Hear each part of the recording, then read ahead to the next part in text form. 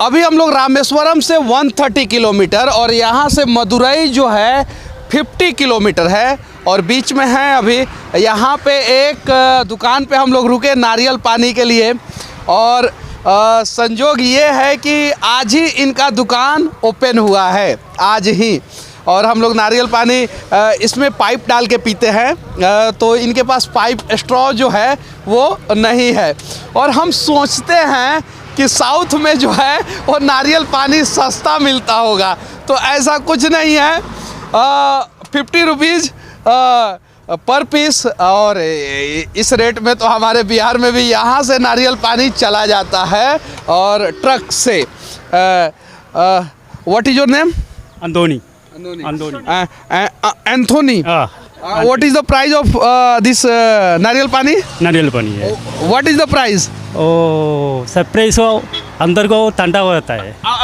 तो इसका उसका अंदर का पानी नहीं, इसका दाम कितना है? उसका तन्निया यलनी 50 ग्राम का है, 50 से। प्राइस वो एक पीस है 50, एक पीस 50 एंड 3 पीस 150। 140 नो 140। आपका कमीशन का 10 ग्राम कमीशन है। हाँ। वो टोकन में लेके आता है, वो 40 ग्राम 40 ग्राम का है। अभी फिर कितना पैसा, मेरे को पैसा नहीं है। और आज ही आपने दुकान खोला है? अब ये आज खोला है। आज खोला। चलिए, इन्होंने आज दुकान खोला है और 3 नारियल का जो है हम लोग 140 बोल रहे हैं, ये 150 बोल रहे हैं, लेकिन इन्होंने आज दुकान खोला है, इसलिए हम इनको आज 160 रुपीज़ देंगे, मतलब 10 रुपये एक्स्ट्रा देंगे आपको। ठीक है? हैप्पी है। हमें इस देश के किसानों का समर्थन करना चाहिए और इस देश के मेहनती लोगों का समर्थन करना चाहिए। हम जब शोरूम में जाते हैं तो कहीं भी हम लोग मोल भाव नहीं करते हैं, क्योंकि वहाँ पे कंसेशन होता ही नहीं है। तो हम लोगों को ऐसे लोगों का समर्थन करना चाहिए। इस देश के किसी भी कोने में आप रहें, मेहनती मजदूरों का, मेहनती लोगों का और किसानों का समर्थन करें। और इसके साथ एक और चीज़ मैं दिखा देना चाहता हूं कि सड़कें यहाँ की अच्छी है, भ्रष्टाचार ऐसा नहीं है कि यहाँ पे नहीं है, यहाँ पे भी है और बहुत बड़े बड़े लेवल पे है। लेकिन जिस प्रकार से यहाँ पे सड़कें बनती है उस प्रकार से हमारे यहाँ पे बिहार में सड़कें नहीं बनती है। और एक और चीज़ मैं इंटरेस्टिंग चीज़ मैं दिखाना चाहता हूँ इस वीडियो में आप लोगों को। आप आ जाइए ध्यान से। ये सड़क के बीच में जो पेड़ लगाया जाता है, हमने कभी इस पे ध्यान नहीं दिया है। ये सड़क के बीच में लगाया जाता है, ये इसलिए लगाया जाता है कि जब 4 लेन रोड में इस साइड की गाड़ियाँ जब रात में चलती है और डिम या फुल डिपर में चलती है तो उसका लाइट का प्रकाश जो है इस साइड के गाड़ियों के ड्राइवर के आंखों पे ना पड़े, इसलिए इस पेड़ को लगाया जाता है। लेकिन अक्सर बिहार के हाईवे पे हम देखते हैं कि इस पेड़ को बकरियाँ चर जाती है और इसको भी प्रॉपर तरीके से नहीं लगाया जाता है। लेकिन मैं इस देश के यशस्वी सरकार से विनती करना चाहता हूं कि अगर हम 2 लेन इस साइड और 2 लेन इस साइड रोड बना रहे हैं तो बीच में कम से कम सिंगल लेन का जो है ना ये डिवाइडर दे, सिंगल लेन का। और बीच में जो है हम लोग बड़ा बड़ा पेड़ लगाए, जैसे मैं चंडीगढ़ में देखा था, जैसे मैं बेंगलुरु में देखा था, ताकि ग्लोबल वार्मिंग को कंट्रोल किया जा सके।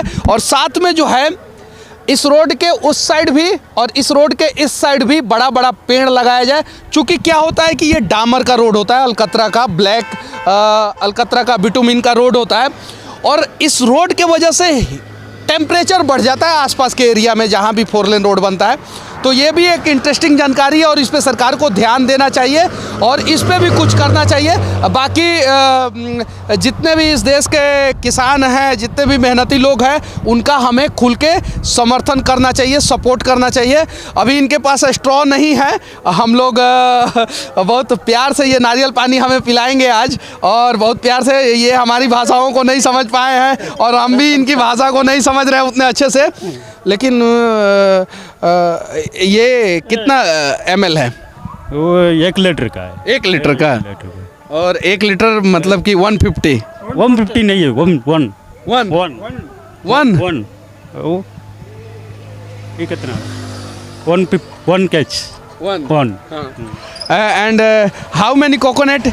इन और इसमें पानी 3 पीस का है। 3 पीस का है ना, तो वही तो 3 पीस मतलब 150 rupees equal to 1 litre coconut water. सही है ना? हाँ सही है। चलिए ठीक है। बस भगवान से प्रार्थना करूंगा कि इनका दुकान खूब चले। आज ही इन्होंने ओपनिंग किया है और संजोग से आज ही हम इनके दुकान पे पहुंचे हैं और इनके दुकान पे नारियल पानी पी रहे हैं।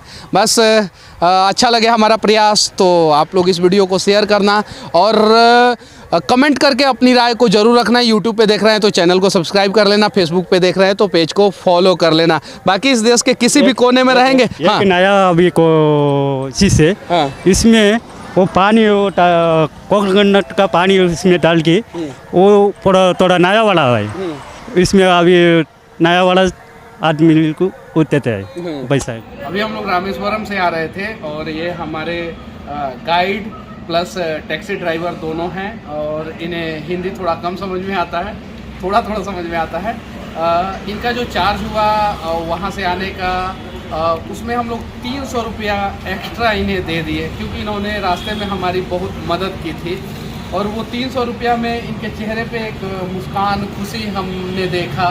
तो कभी कभी ऐसे लोगों का मदद हमें करना चाहिए।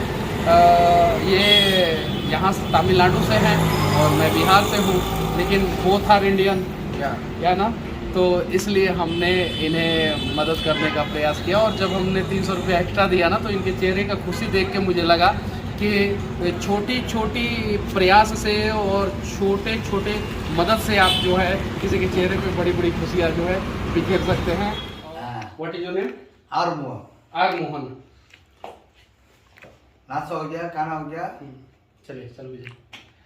अभी हम लोग मीनाक्षी टेम्पल दर्शन के लिए आए थे और मदुरई में हैं और जिस होटल में रुके थे उस होटल में ये दद्दा जो है हमारी भरपूर मदद किए हैं और हमारा जितना भी कपड़ा गंदा था वो सभी इन्होंने साफ करा के इस्त्री करा के हमें दे दिया और बाकी उसके अलावा भी जो कपड़ा गीला था उसे सुखा के दे दिया।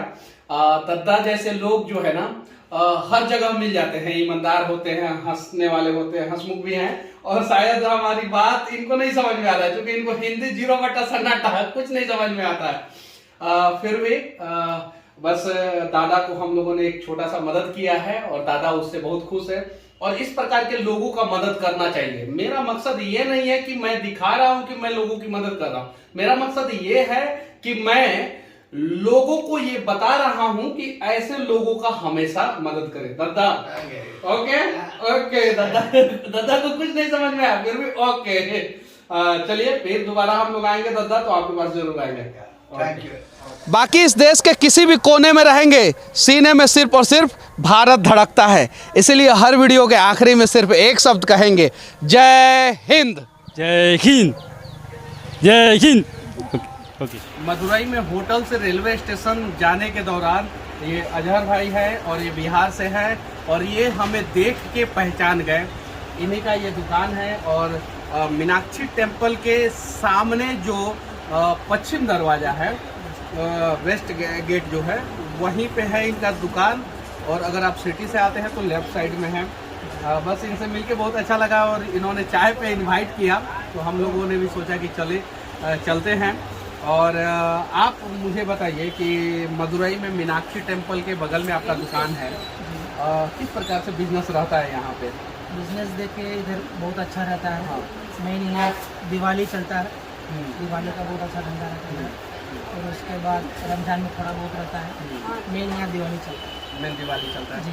बस बिहार सरकार से विनती करना चाहते हैं कि अगर बिहार में आप इस प्रकार से इंफ्रास्ट्रक्चर दिए होते तो शायद अजहर भाई का दुकान जो है बिहार के किसी मंदिर के सामने होता। सही है कि नहीं है? बेशक बेशक। तो हो सके तो बिहार के विरासतों को बचाने का प्रयास करें और बिहार में जो ऐतिहासिक स्थल है उसे डेवलप करने का प्रयास करें ताकि बिहार के लोग बिहार से बाहर जाके अपना दुकान या बिजनेस नहीं, बिहार में ही उनको रोजगार मिल सके।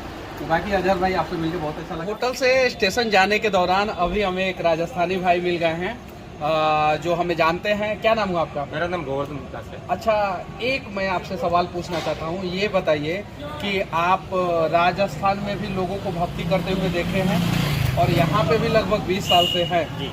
तो यहाँ की भक्ति में और वहाँ की भक्ति में क्या अंतर देखे हैं, वो चीज़ें बताइए। एक्चुअली में यहाँ पे भक्ति है जो मेन भक्ति है ना, हाँ। वो यहाँ की है। हाँ। यानी भक्ति यहाँ से उत्पन्न हुई थी। हाँ। यानी यहाँ पे तमिलनाडु में भक्ति ऐसे बोलते हैं कि 3 तरह की भक्ति है। और अवस्था, बाद में यौवन अवस्था और वृद्ध अवस्था, 3 प्रकार की भक्ति है। जो मेन भक्ति है वो तमिलनाडु की है, जो बाल्य अवस्था में। यानी छोटे बच्चे भी होते हैं ना, तो उनके अंदर भगवान के प्रति बहुत अच्छी भावना है, मंदिर में जाते हैं वगैरह वगैरह। और जैसे आप बॉम्बे साइड, नहीं, बॉम्बे साइड, जैसे कि ये नॉर्थ आ गया ना, नॉर्थ में बॉम्बे में आ गए, बॉम्बे साइड महाराष्ट्र है, गुजरात है, ये बिहार है वगैरह है, तो यहाँ पे यौवन अवस्था में। और हमारे राजस्थान साइड में आप जाओगे तो वृद्ध अवस्था में। जैसे कि हमारे यहाँ पर कहावत है कि भक्ति करनी है ना, तो बाद में बूढ़े होके भक्ति करनी है ना, तो वो कहावत है। इस हिसाब से यहाँ पे मेन जो भक्ति की मेन उत्पत्ति यहीं पे तमिलनाडु से स्टार्ट हुई थी। 108 दिव्य देशों में से 2 तो हैं लुप्त हैं, एक तो है वैकुंठ और एक है शीत समुद्र, और 106 है धरती के ऊपर। उसमें से 86 यानी 86 तमिलनाडु में व्याप्त है। क्यों? कि यहाँ पे भगवान ने स्वयं इधर आगे दर्शन दिए। यहाँ पे यानी लोगों ने बुलाया और भगवान खुद पधारे हैं। इनका कहने का मतलब है कि 108 दिव्य दर्शन है, जिसमें से 2 एक बैकुंठ और एक क्षीर सागर के अंदर है, जो लोगों को दिखता नहीं है। लेकिन बचा 106 में से कितना यहाँ पे? 86 यानी 86 तमिलनाडु में है। यानी ये तमिलनाडु हिंदुस्तान का धर्म का नगरी है। आपका साइड है तो ये डाला हमारा साइड ये डाला